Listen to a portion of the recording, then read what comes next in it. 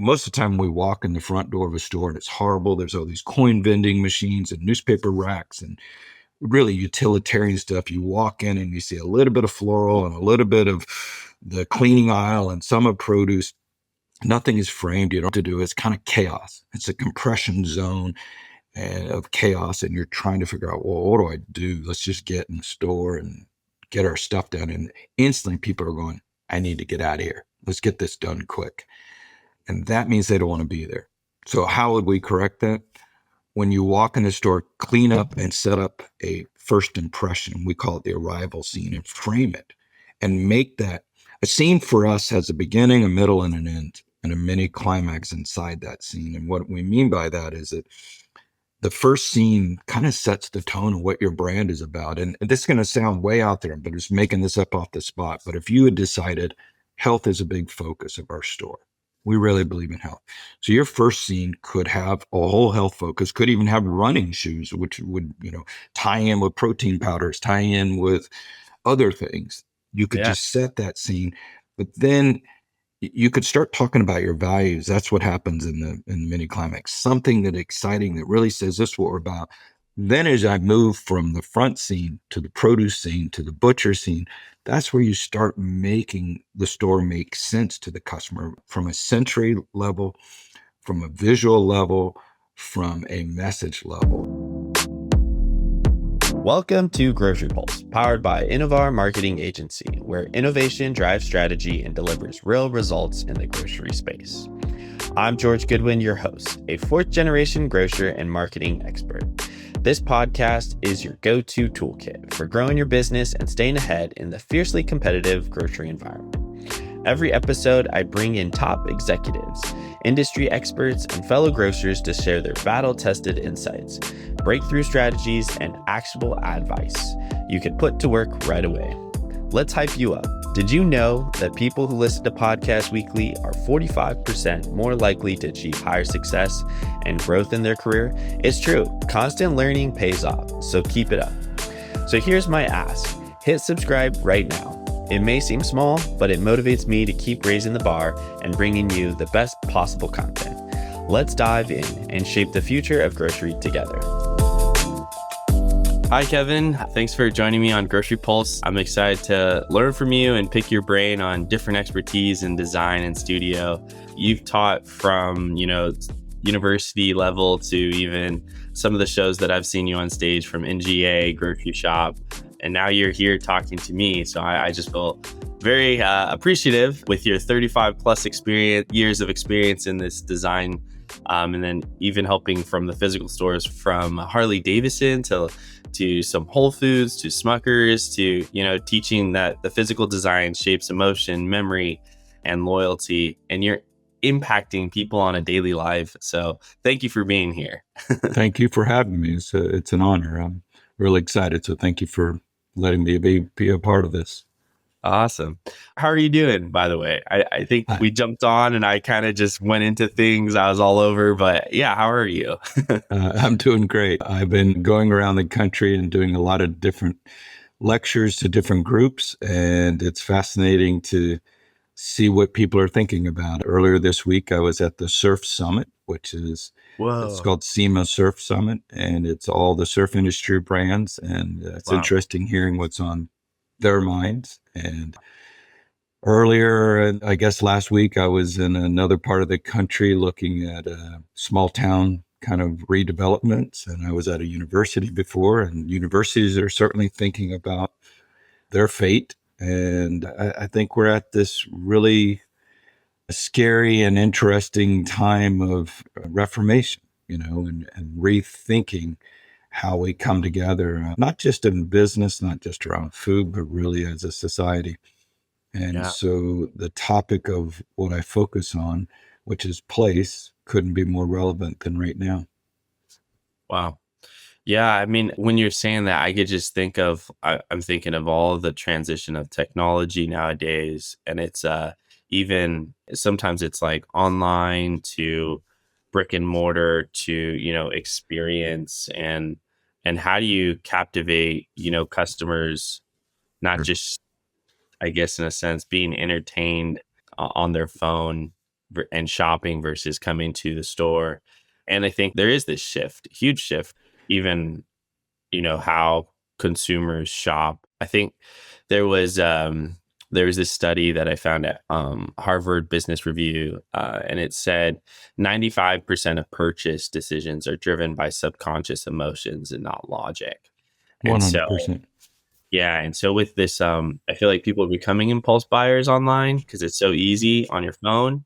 But then even for my family stores, we've been seeing the app on our store app, shopping wise, those sales are increasing versus online, just web search. And then even in the physical store, it's like, how do you get those impulse buys, or how do you get them to the store? Do you need to have a celebrity there, or do you need to have the next trending product, or do you have a community event? And so I think you're right. What was the highlight from the surf show, or the surf convention that you were at?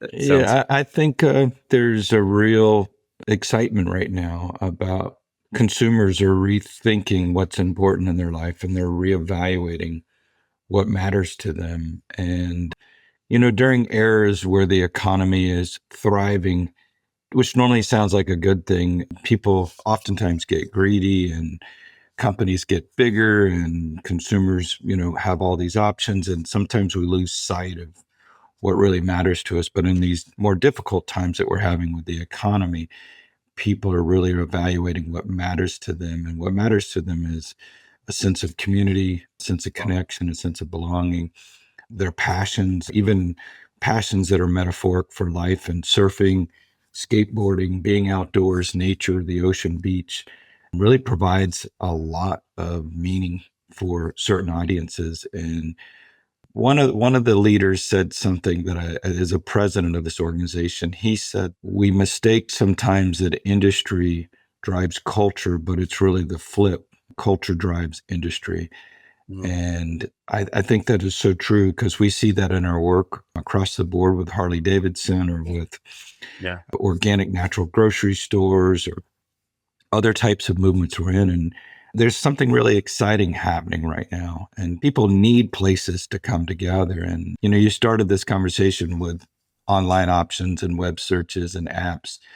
And all of these do help. They can certainly drive people, but the long-term effect of digital shopping tends to have a real commoditizing effect where it starts to bring everything down to an average, and it also starts to debrand a lot of entities. And the problem with that is it tends to reward the big entities, the retail giants or the tech disruptors, and it hurts local and regional brands.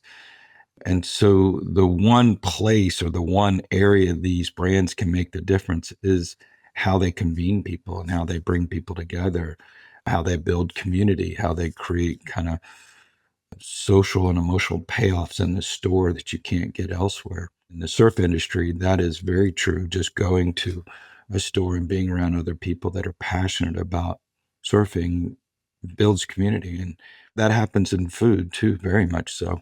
Yeah. Just wanted to thank one of our sponsors, Kobu Kombucha. With Kobu Kombucha, it's a low sugar, low probiotic kombucha powder. Has no fermented bite so that anyone and everyone will love it. This flavor is one of my favorites. It's a watermelon citrus. It has 1 billion CFU probiotics. And my favorite way to enjoy it is simply iced water and then the powder. And then I like using, you could obviously take this on the go wherever you go, whether it's camping, hiking, at the gym, but I like using a little frother. Makes it a little bubbly at the top sometimes. I put the ice first where I shouldn't have. But yeah, cheers. I think one thing that I would want to share, it's funny because today I had a stomach ache. I took creatine on an empty stomach with no water. Really, I just dry scooped it before I was going to the gym, and I got like this major, major stomach ache. And that's probably because I didn't really eat any food or really have much going on in my stomach. So then afterwards, I started drinking water. I literally had to sit down for about 15, 20 minutes. And then I was like, man, what could I do? And so far, every time I've had a stomach ache, I've actually taken Kobu Kombucha, and it is actually like gotten rid of my stomach ache. It felt like Tylenol for my stomach. I don't know exactly why, but I know around gut health is super important with your digestion and probiotics and enzymes. And this kombucha has two different types of spores, two of the hardier spores that can get to your digestion, and they're freeze dried to preserve them in their natural state. We had organic chicory root, organic lemon juice, sugar, to only less than 2 grams, less than 25 calories for kombucha. That's really good. Most kombucha is around 50 calories or 20 grams of sugar. And we remove that vinegar flavor, so it's great for kids to adults to almost just something that you can drink whenever you want. I highly suggest trying to drink this more in the morning. Do not do creatine first, and make sure to just stay hydrated, because Kobu kombucha means in Japanese to encourage, to enlighten, to motivate. And that's the goal with Kobu Kombucha. To anyone that experiences this product, hopefully the millions will be impacted in a positive way. Thank you. It's so funny that you're talking about surfing, because I just went to Reno Startup Week, and No, they wow. had Brian Smith, the founder of Uggs, Oh, uh, wow. one of the speakers, and he shared his whole story. I did a road trip recently, and I did the audiobook of his whole book, and I Yeah, never wow. knew Uggs was related to surfing, which I I feel didn't either. embarrassed. I I felt didn't embarrassed. either. Yeah, I felt embarrassed because I didn't know that, and I'm in SoCal, and so I feel like I should know a little bit. I've been surfing a couple times, but I would probably say I'm not. That's not my expertise or anything like Yeah, that. Uh, neither me. yeah, so it was funny just hearing about he's from Australia, and he's actually going to be on the podcast potentially pretty soon, I think in the next Fantastic. weeks. In the book, it talks a lot about like sales and how he went door to door in the beginning with his product to these small surf shops. It was very enlightening, because even prior to this, we were saying, like small family businesses, grocery stores are kind of little hubs, but these small entities, these businesses make up backbone to our economy. And I think you mentioned that Yes. in a conversation. But it's and I think there's this big it stimulates the economy in the community, but the people also go there for resources or for insights, the local wavelength, or where's the best surf spot. One of my favorite things to do is whenever I go to a new area, go to the local coffee shop and then just ask the barista, is there anything that you recommend I should do? Or what's your favorite things? And kind of trying to get that local experience, whether it's their favorite grocery store or whether it's, I don't know, a hidden outlook for a nature spot. I think it's really interesting. I don't know how to care. How do these independents hold on to their community, hold on to, their mission and who they are, and not get distracted by, all the latest trends. There's a Yeah, I mean, there's a really cool store, and I was talking to the owner, and they're based out of Oregon, but I think Trader Joe's does it pretty well. They don't touch online. They have the old check stands, and they don't want self checkouts. And then they're like a huge scale, and then a smaller retailer, Marketed Choice, they don't do. I think there are 11 locations in Oregon, and they don't do online sales either. So they try to hold on. I don't know. What's your thoughts on that, or your advice to independents? I did the first part of what you said. And, when you go to a town, you love just going and talking to the locals and finding out where's the best spots and what are the things to do. And this is going to sound kind of obvious, but I mean, you're being a human. You're going out and having human interaction.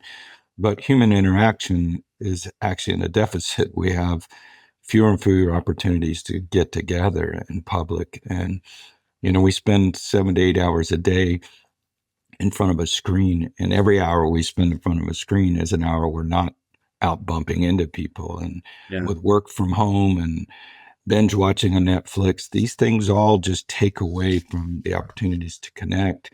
Wow. And, our ability to socialize and to engage with others, either like us or even that we aren't like us, is a primal part of our kind of cooperative species gene. And we're not born with the ability to socialize. It's actually a skill we have to develop. And there's a real danger that we're losing that. And, a lot of times young people get blamed for, pulling us away from doing that. But actually, the boomers are the ones, doom scrolling in bed all night. And the young people have actually figured out, hey, there's something not right. They grew up with screens in their hands, and they're trying to figure out how to get back out. And they're the ones that are resurrecting malls and bowling alleys and cocktails and really essentially all kind of devices to come together. And we've become such a linear, concrete society. Again, that's what technology has done to us. It's ruthless efficiency, and everything is so logical.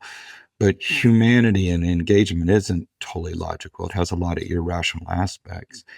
And so people are trying to find their way back to that. And that's being driven by young people. To the second part of your question about independence, I've been working in grocery over 33 years, been working with retailers over 35 years. Wow. You're not going to win the price, variety, or convenience game.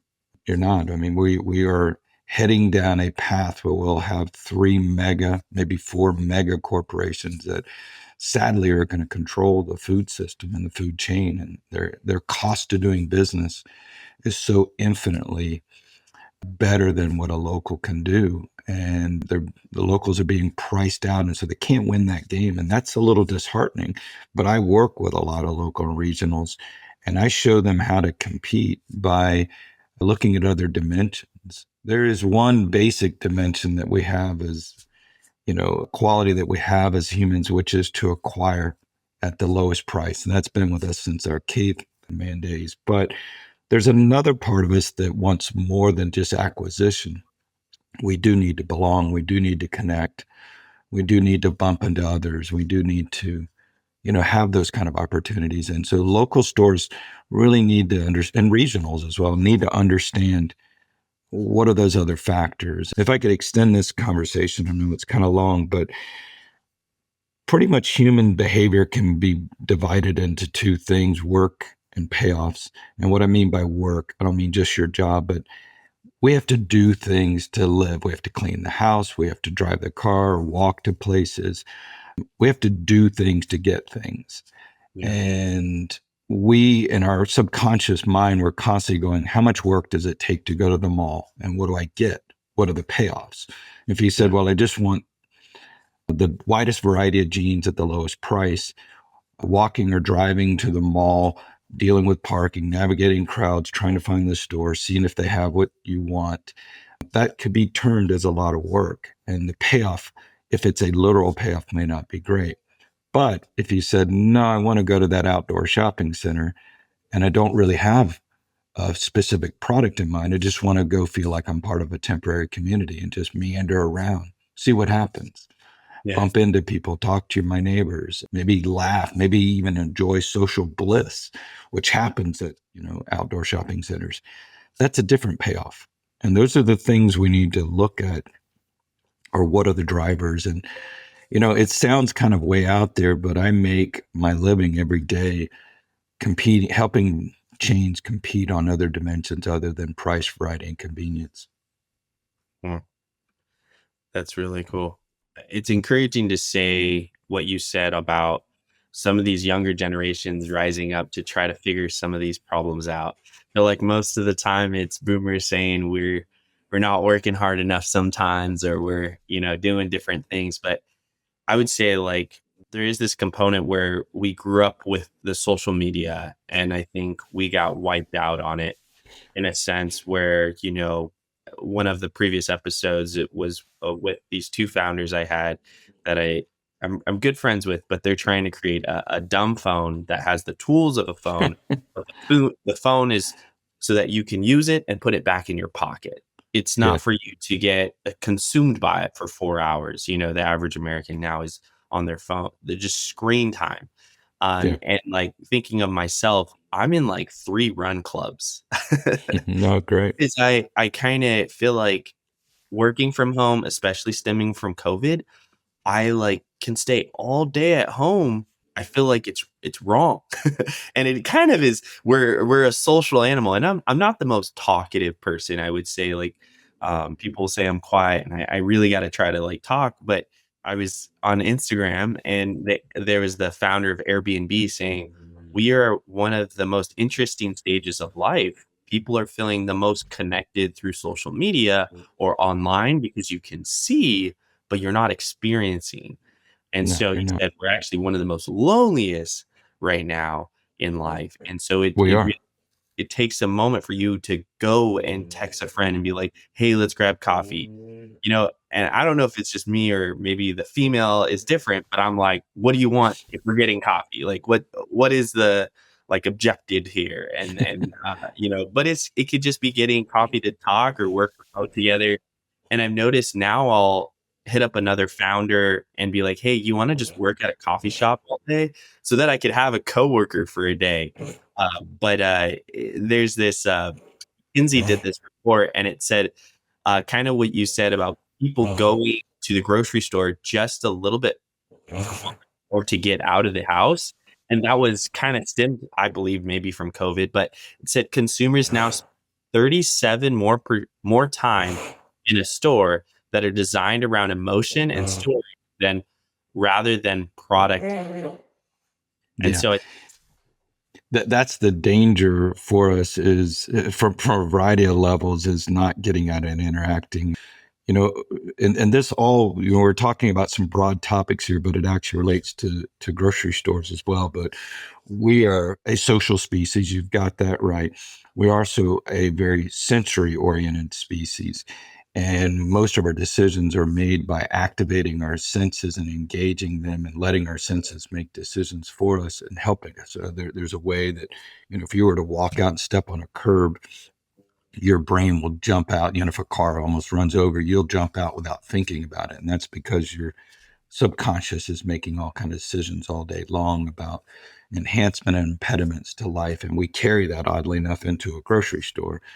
But those qualities, those dimensions of us have to be activated regularly. And when we don't get enough sensory activation or enough social engagement, our memories become weak. They become undifferentiated. And what I mean by that is if you come in every day and you're on a Zoom call every day, as we were during the lockdown, during the pandemic, we weren't able to really put our memories together. And people would sometimes say, I don't remember where I was when that happened, but that's a dangerous quality. But most of us can remember where we got married or where we got engaged or where our first kiss or first date. These things happen because of the place we're in. Mm. And place is very important to keeping our brain sharp.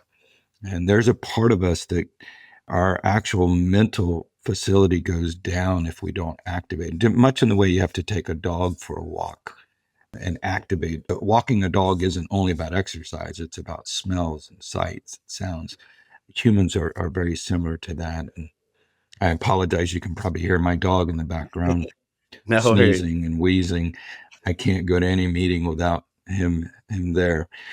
But yeah, no, it's very important that we understand how our senses work and understand how our cooperative genes as a social species work and the need to get out. And you can imagine what happens if you don't practice that, right? The pandemic brought a tremendous level of depression in people, and there was a lot of concerns about what was happening to our mental faculties, Yeah. becoming less sharp. Mm. The purpose of life is to have varied and different experiences. And this isn't just psychological, it's biological. We were designed, our eyes are on the front of our head for a reason. Our eyebrows work a certain way. Our ear position, everything was designed to engage with the world and to engage with others. Wow. And when we lose those qualities or we don't exercise those qualities, it's dangerous. And two-dimensional screens don't do that for us. Mm-hmm. Yeah. Now, ironically, we're on a screen, and this is part of how we have to figure out how to regulate these things. And again, that's I think this is worth saying is that there's a lot of people, understandably, that are very nervous about the world we're in, really rather afraid of what's going on. And there tends to be oft times a very negative view about where we're at. But I'm an optimist in that humans have a great ability to get themselves in the mix, fixes and problems, but also get themselves out of it. Yeah. And younger generations are the ones that are self-correcting, that they realize that, this device that we hold in our hands is more powerful than we ever imagined. I mean, there's more neuroscientists working for tech, social media companies than all the universities put together, all the medical schools, all the hospitals put together don't compare to the number of neuroscientists that are working in just one social media company that I'll remain nameless. And that is they understand how to own our attention. Mm. And we're exhausted from that. And younger generations are figuring out a way to course correct themselves out of that by unplugging, getting dumb phones. When you said you're running, a lot of activities we do, you're not on the phone. When you're surfing, you're not doing that. Or when you're in a movie theater, you're not doing that. You're not supposed to be doing that. Yeah. Life is so interesting. I mean, it's crazy how we're even talking about this. Like, I'm curious if you would ever thought you would become a behavior architect. Like, what was that kind of story? What made you so interested in this, and in a sense of bringing that experience into design and to the physical, um, impacting people on the daily? I think that's so cool. Yeah. It's kind of a long story, but I'll try to keep parts of it short. When I was young, I was very interested in having people engage with each other in what I call pro-social ways, in very positive ways. And I figured out at a young age that if I got the light levels in my home right, if I rearranged or reconfigured the furniture, if I put on a certain type of music, Wow. that people would get along better. And I found just the opposite. If the lights were too bright and there was too much weed eaters or blowers outside, and people just start to feel more agitated. And I started carrying that from my home to looking at how people behaved at the post office, Department of Motor Vehicles, checkout lines.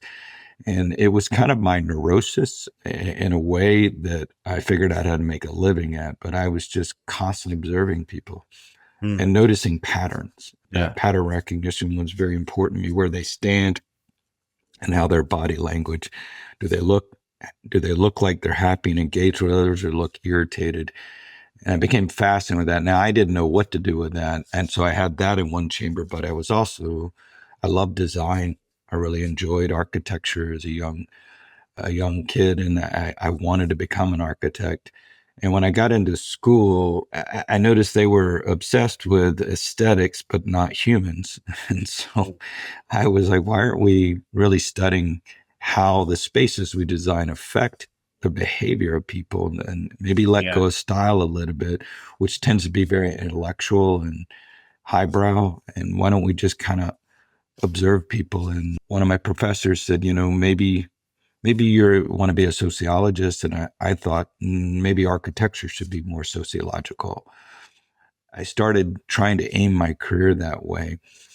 And the one thing I struggled with was, as an architect, I wasn't thinking about capitalism or business. I was thinking about design and space and place. And most of my peers during that time, and professors, some of them just claimed that retail was the enemy of good design, that it corrupted the purity of architecture, and it definitely rubbed the academic hairs wrong. And I realized my whole profession was kind of anti-retail. And at first I kind of embraced that idea. I was like, okay, they know better than me and I should subscribe to it. But as I started studying the history of towns and cities and civilizations, it wasn't the church that was the center of town. It wasn't the seat of the government that was the center of town. It was almost always the market, the bazaar, the ancient agora. This is what brought people together. And when I looked at that in comparison to modern projects, I was constantly looking at downtowns or buildings or places that failed and they weren't doing well. And what I noticed was when they did right is when they started developing, even on a basic service level, a coffee shop, a flower shop, a dry cleaner. All of a sudden, it animated the architecture. It gave it a life. Because you would see beautiful modern buildings fail and then somebody take them over and reanimate them. And I thought, this is the lubricant, this daily life of coming together Mm. and buying things in exchange. And so that word exchange became very important to me. And I think we get turned off by the idea of selling and marketing and retail. But if we really think about how humans exchange, not just money for goods and services, but conversations and rituals and traditions. And if you look at an ancient agora or a bazaar, the spice traders would come from other parts of the world, locals would come there, and then they would learn about how to use these remedies or these elixirs or these products. Mm. Oftentimes they'd meet their significant other at the market. And Yeah. that's what really started shaping me. And so instead of making retail the enemy, I started looking at retail as really the lubricant for place. Oh, And I changed my mind. And that's awesome. early in my career. I'm glad you did. I Thank you. think growing up in the grocery store my entire life my first job was a janitor within my family store. And some of the funniest things are like some of my childhood memories of just making people serving coffee.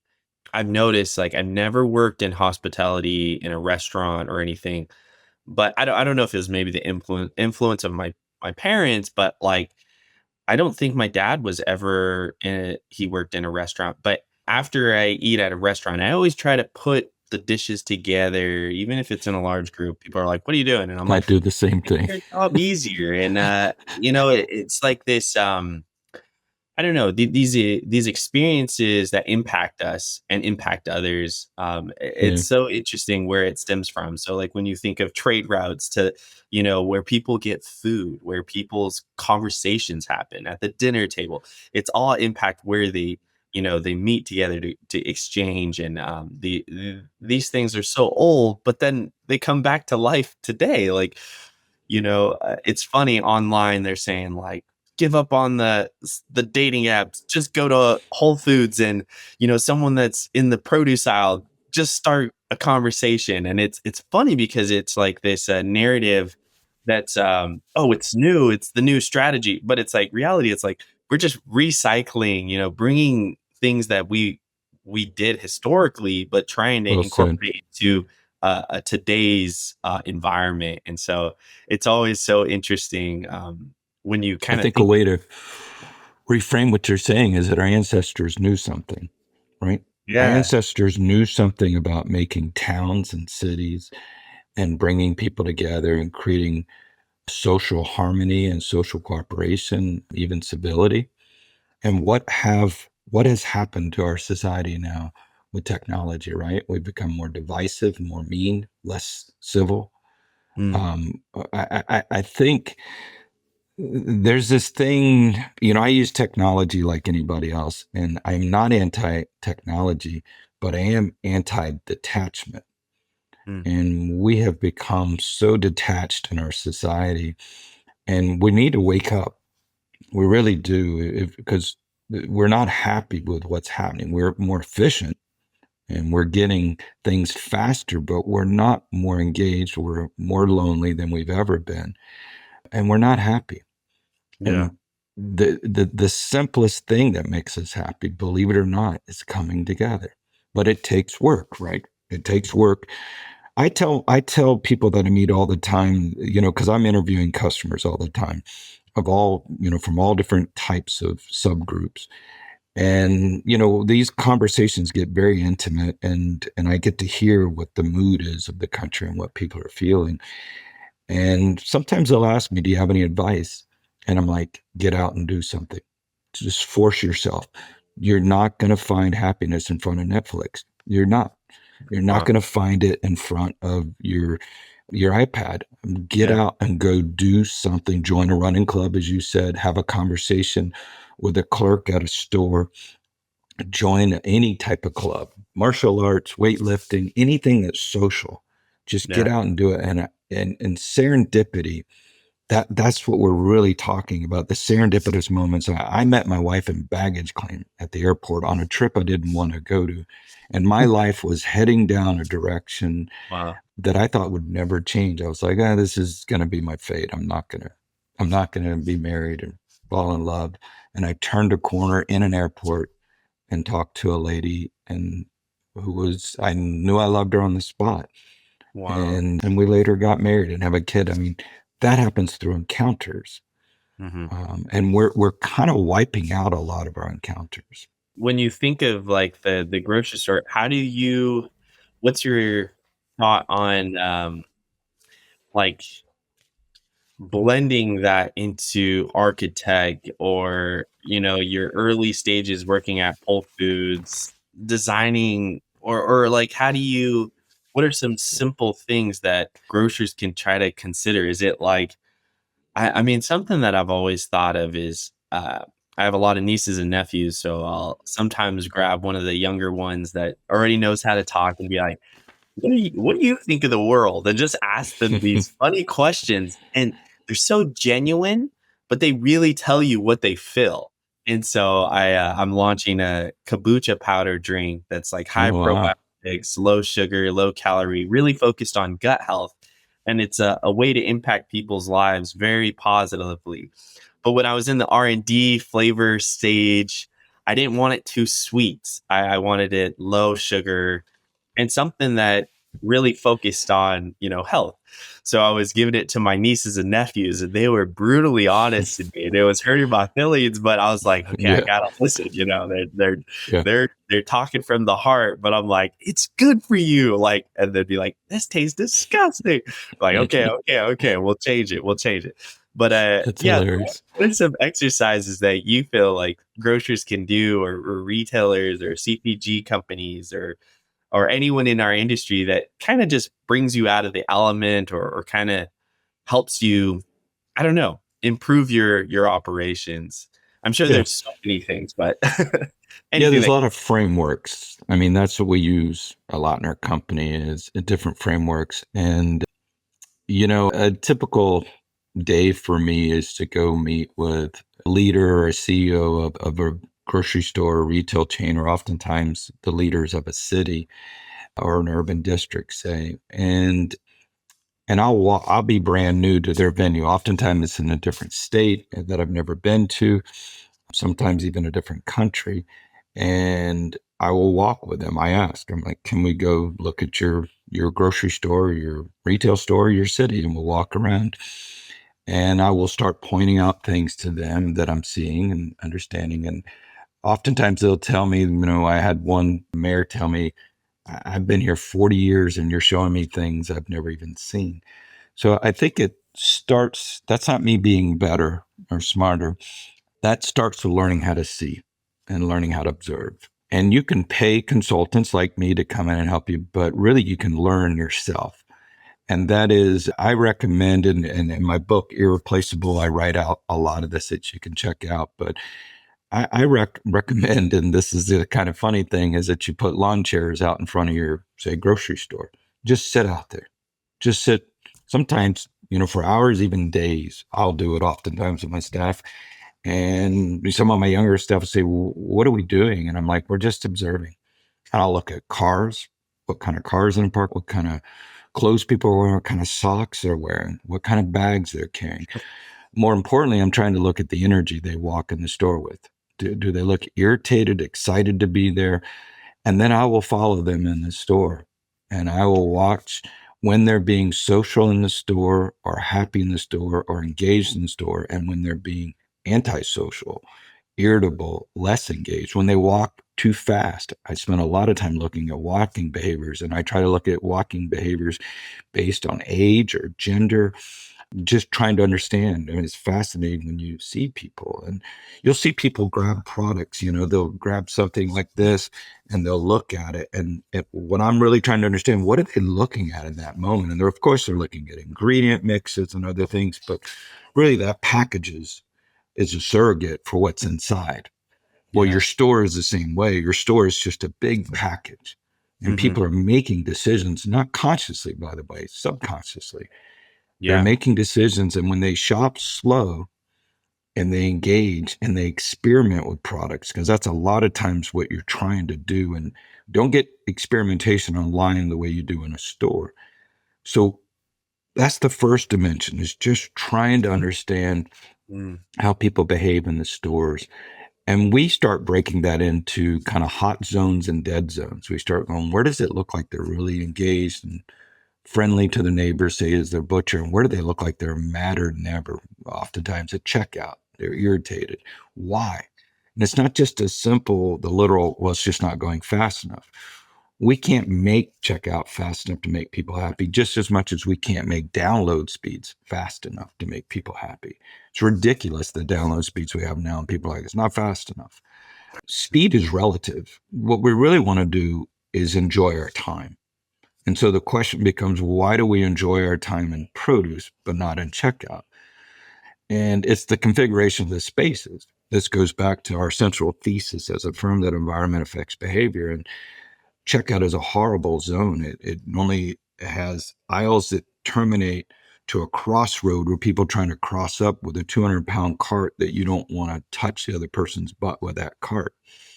And a Yeah. chute, like a cattle chute. I mean, everything about it is Yeah. is 100% wrong. But we do this over and over, right? And we go, why aren't they happy? They don't like that situation. Just like pushing in a cat in a bag doesn't like to go in the bag. And Yeah. so these are things that we have to look at in the store. And those are the areas for innovations. Now, one big idea that really helps me is talking to customers. And you were mentioning, talking to your friends, and, doing this all my career and working the designs that we've killed ourselves to do. I learned long ago not to fall in love with our designs. Don't fall in love with them. Put them out there and see how people react. Mm. Much in the way that a director would put a film out, say a comedic film, a comedy, and would look at the audience and that they'd laugh. And if they Yeah. didn't laugh at that scene, you're like, well, why? And it may be timing, it may be setup. We're doing the same in the store. We're trying to go where they look happy. But when I'm interviewing people, I don't want them to know I'm interviewing them, because then they'll start speaking very consciously. What I Mm. want to know is what they just naturally think or say. And comedies, just listening to funny things they say about stores, or the products are the best. Those are where I get the insights. And I'm looking for anomalies, just something outside the norm. And if I hear an anomaly, that's where I dig down deeper, and I can normally find something really, really big. Wow. Um, Very cool. in all fairness, you probably like an example of that. And so, in the Harley world, Harley Davidson, when we were doing really deep dives into trying to understand that environment, I would spend a lot of time talking to writers, and they would do something very interesting. They would come in the store and they would circle the store, go around and around, and then they'd hop on the bike, and by watching patterns, they would all do the same thing. They'd grab the handlebars of the bike. They'd look down at the kickstand. They would grab the clutch. And inevitably, it was oftentimes one person by themselves, and another person would walk up and say, what do you think? And then they'd have this conversation. And I was really intrigued with that. I'm like, whoa, what's going on there? Or they would squat down, and you don't see this happening in a Banana Republic store. They would squat down and they put their finger on what we call this Plato, the contemplation kind of mode. Yeah. They would squat down and look at the bike and start thinking about how they were going to personalize that bike. Well, Wow. all of these things started really helping us understand. Now, again, it would make the story too long, but once I interviewed them, they would start telling us fascinating, just brilliant insights that were normally jokes. One customer told me, he said, yeah, I guess the job of Harley is selling, the fattest, slowest, most expensive motorcycles and midlife crisis meals, spading and strength. I was like, oh my gosh. That's golden. And so we dug down deep into that. That's And cool. customers will tell you this. Employees will tell you this, by the way. Mm. That's what's even better is when you get employees, an enterprise out of the conference room in a bar, having a beer, going, what do you really think? And without them knowing you're interviewing, and then they'll just unleash this golden nugget. And Wow. that's where you drill down in. Very cool.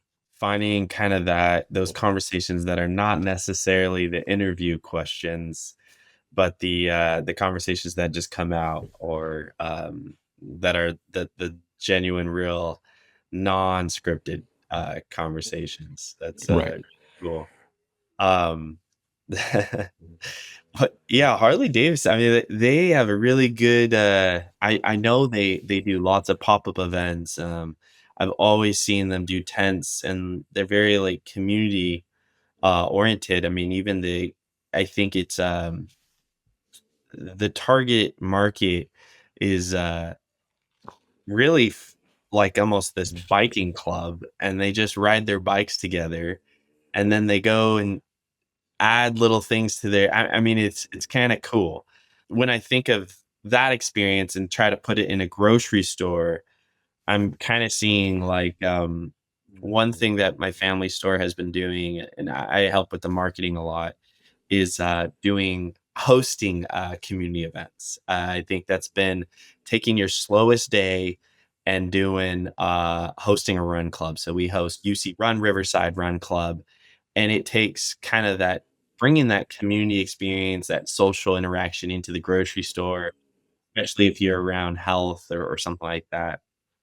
Um, That's Pretty cool to see how it plays out. But it's a challenge. I think there's these, you can give free incentives, but then you also need them to shop. When you think of some of the biggest mistakes grocers do, what kind of comes to mind? I yeah. I mean, I'll try to connect a couple of dots there, at least in the work we do.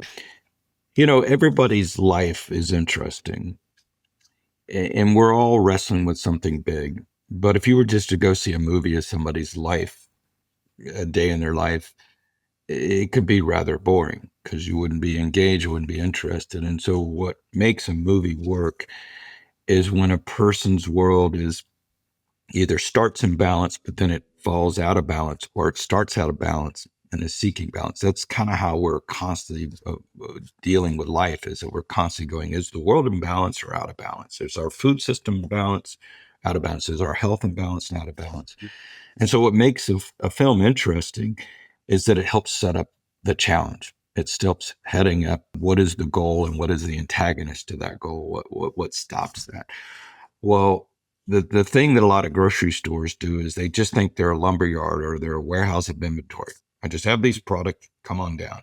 Well, there's nothing interesting about that. There's no film quality about that. But when all of a sudden a brand says, we're poisoning ourselves and we need to eat healthier, all of a sudden now there's a dynamic, there's a charge, and you can start dealing with it. Or if you say groceries are too expensive and you should come here, or any number of variables, essentially. So what I'm really recommending to every grocery store is for them to say, how is the world out of balance? And how is your store putting it back in balance? What is it that you do that restores some sense of balance to your target customer, and to focus around that? If you don't have that, I encourage brands to find that. And so when you even talk about a run club, now what you're doing is you're smashing territories. You have, in a good way, you have products that you sell, but now you have health. The more you can start to relate those territories, the more you can start to build a sense of meaning, a sense of cause, a sense of plight. And I'll take this even further, because you had asked me, what do I recommend to stores? The easiest thing to do for us to correct is to break the store into a series of scenes. And what I mean by that is, most of the time we walk in the front door of a store and it's horrible. There's all these coin vending machines and newspaper racks and really utilitarian stuff. You walk in and you see a little bit of floral and a little bit of the cleaning aisle and some of produce. Nothing is framed. You don't have to do it. It's kind of chaos. It's a compression zone of chaos. And you're trying to figure out, well, what do I do? Let's just get in the store and get our stuff done. And instantly people are going, I need to get out of here. Let's get this done quick. And that means they don't want to be there. So how would we correct that?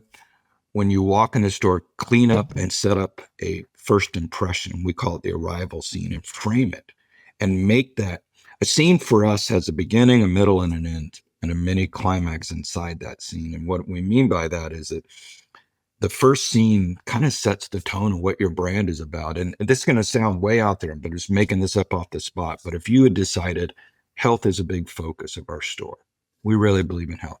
So your first scene could have a whole health focus, could even have running shoes, which would, tie in with protein powders, tie in with other things. You could just set that scene, but then you could start talking about your values. That's what happens in the mini climax. Something that exciting that really says this is what we're about. Then as I move from the front scene to the produce scene to the butcher scene, that's where you start making the store make sense to the customer from a sensory level, from a visual level, from a message level. And then what we recommend to our clients, because we're skilled in this, we know how to make a scene, just like a set designer knows how to make a scene in a movie, is that we're trying to get rid of non-scenes. We're trying to say that's not a scene. We spend a lot of time thinking about vistas and what we call visual anchors. And we're looking at consumers, what they see 60 feet away from them, 12 feet away from them, 6 feet away from them, all the way down to 6 inches. What are they seeing? And we break that into levels. We're looking at the signage, the colors. And so it's the easiest thing you can do is to start to go, our scene is just chaos. It's just visual chaos. So there is no drama. There is no story here. There's no cause. So it really can help. That's awesome. Let's take a second to thank one of our sponsors, Kobu Kombucha. Kobu is an instant kombucha powder made for the busy professional. Just mix with water for a refreshing, gut-boosting drink. With 1 billion CFUs, 25 calories, and only 2 grams of sugar, it is a great on-the-go drink. It has organic ingredients, it's eco-friendly, no fridge necessary, and smooth flavors like blueberry mint made it easy to love. Valued at $60, grab your free sample in a waitlist bio. Kevin, this has been so fun talking to you. I honestly feel like I'm just learning from a live textbook of just, really digesting, and I'm really enjoying this. Hopefully I'm sorry. I can talk all day. It's all, that's what I've done my whole life. And I'm a big believer in place and place behavior. And unfortunately, we don't study it in business school or even in design school. So, yeah. And I think we need people like you bringing that to the table. And I think you have that gift. And so I'm thankful you're doing that. So keep it up. Well, thank you so much. So you got it. Thank you. Tell us. But we're kind of running up on time, and I do this thing where it's kind of a fire round, fire chat, I call it.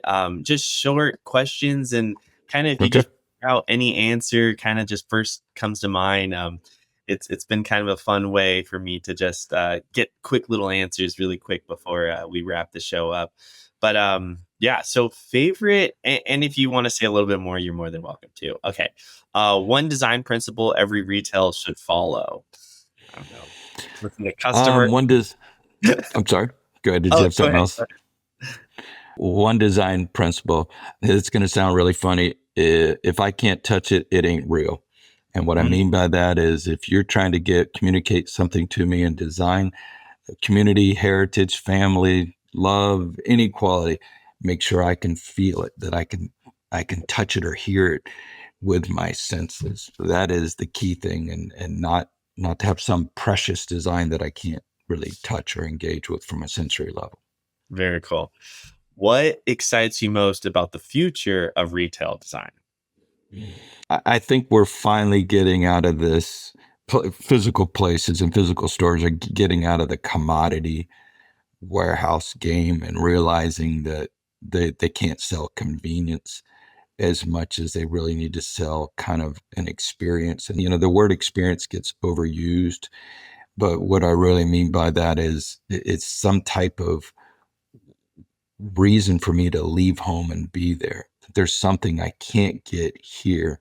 I can't get at home or online, but I have to go to the store to have that experience. And that's going to be a human experience. And everybody's kind of really looking at the now. What is the purpose of the store, and how does it deliver something that online can't deliver? Online can deliver, lowest price. They kind of almost have a monopoly on that, but they don't have a monopoly on joy, delight, surprise, Wow. social engagement, and social bliss. And so things are changing in that respect. And it's a big deficit.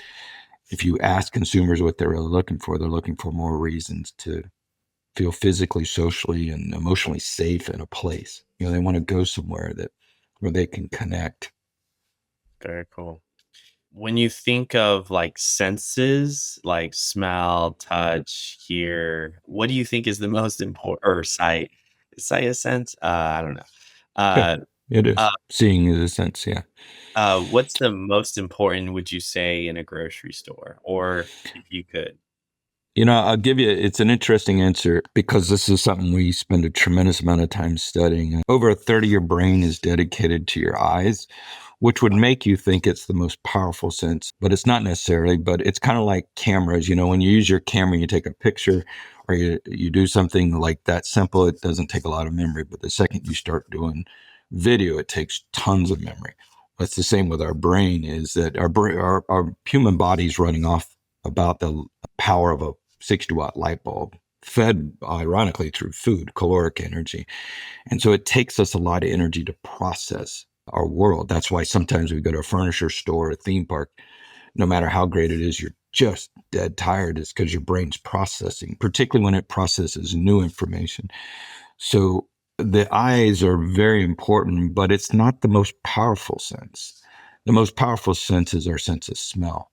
It's one of our first senses that's developed. A baby develops through their smell first. Wow. And it's also psychologically the most deepest smell. So things like baby powder, cinnamon, these things mean a lot to us. And you can use them not in a way to manipulate customers, but really to kindle memories that are very important to them. Cinnamon buns in a store can do a lot to pull people through a store and make them feel good. At the same time, bad smells, Clorox, cleaning smells, these things can start to turn customers off. Wow. And so we have to think of the dumpsters, other things like that. There's one store chain that we would go to, and you have to walk by the dumpsters to get to the front door, and the smell is so foul, that would turn you off. And so we try to look at all the senses, and just in lieu of time, I won't go into the hearing aspects and touch. All of these things are very important to how the human body works, but definitely between the eyes and smell are very key. Very cool. Oh man, I wanted to say something, but I'm gonna keep going. This is a question that I've somehow started to love this question. I used to cringe at it, but just it was something that I feel like humanity kind of put in me, and I think what would be like a simple answer. I'm sure there's lots of things, but what kind of makes you smile, like inwardly? Like is it yeah, I'll give you my example, which I say every episode, but a nice beverage with a nice view. If I could be outside, a sunrise, maybe if it's in the morning, maybe coffee. If it's midday, maybe Kobu kombucha powder with the nature. But what kind of makes you smile inwardly? Is it I've been this way all my life. And when I see people laughing at a table or a place together and bonding, and you can just see this natural energy, it makes me so happy. I'm kind of a professional voyeur. And so I'm just constantly watching people. And when I go out to a place and I see people having a great time, it just makes me very happy that happens. And I did this thing as a kid where I was constantly guessing who were the people. Did they know each other? Was it a first date? Were they married 30 years? And I would actually try to verify that somehow. No, they're like a detective. Again, it's kind of neurotic, but it fascinates me when strangers come together and have a good time. And there are a lot of places that happens. There's a farmer's market that's open every day at the Grove, and I love watching people come together and converse with each other and bond. Probably the oh, most powerful thing I saw was in Harley Davidson. They have one dealer did this where you could watch your bike being worked on, kind of like you'd watch pets being washed in a pet store. And I would watch these big, tough Harley guys really strong and leathery and tattooed, but they would sit out at these bar stools watching their bikes be worked on and washed and stuff. And then I'd watch them exchange numbers like, hey, we should go on a ride together. And I would go, oh, are you guys going to date? And then they would take me out and beat me up in the parking lot. But it was fascinating to me to go, wow, that little window and that little opportunity help facilitate connection, and Wow. help solve the end of loneliness for, as we said earlier, midlife crisis, males fading in strength. It was just powerful. Right. And I love that whenever I go to any place. Man, that is hilarious. That's cool. Yeah, I think seeing people smile is definitely contagious and enjoying. Maybe a kid's laugh is up there too, right? Yeah, I know. That's great. Kevin, this has been a lot of fun, man. I hope Thank you. one of these days we get to do another one. I feel like the conversations are just so I don't know. I think there's definitely a skill and you have it. So it's pretty awesome. I want to Nice. commend you on your search to find great ideas, and I can feel your earnestness, and I can feel your quest, and you're a really thinking person, and you're the type of people that give me tremendous hope in the future. And I encourage you to continue that curiosity and that quest to find, how do we make the world better? What can we Thanks. do? And so I commend you for that. I appreciate that. I'm going to keep pursuing. So thank you Good.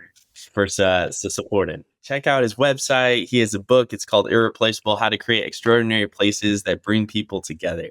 And so I think you were just the person I need to talk to today, just to feel a little bit better about the Thank you. future and how we're also our outlook on grocery and how we can bring that community hub of grocery together for people. And we're understanding, like, we've had such great conversations from, analyzing your customer, analyzing the people coming into your store, to how to really tailor to their experience, how they interact with product, how to even the quick demonstration you talked about, the sensories and smell is, one of the strongest. I didn't know that. So I think there's so many great areas grocers can pull away from all the conversations we had. And I believe consumers are asking grocers. So definitely reach out to Kevin if you have any questions. And fun. Thank you, Kevin. Any Thank you last? so much.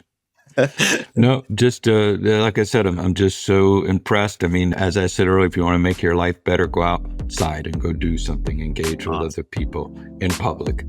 I love that. All right, cool. Thank you, Kevin. Thank you for joining me on this episode. If you found value here, rate, review, and hit that subscribe button. That small act helps us grow this show and fuels me to keep delivering insights that matter. Stay connected by joining our LinkedIn group for even more grocery insights. And if you have thoughts, questions, or ideas, reach out to me directly on LinkedIn or email or Instagram. I'd love to hear them. Remember, the best grocers are always learning. Stay curious, stay bold, and keep pushing innovation. Finally, I'd like to thank my incredible team, Lynn and our head editor, Enrique. Their dedication and hard work makes every episode possible. Let's keep making this podcast better, one conversation at a time.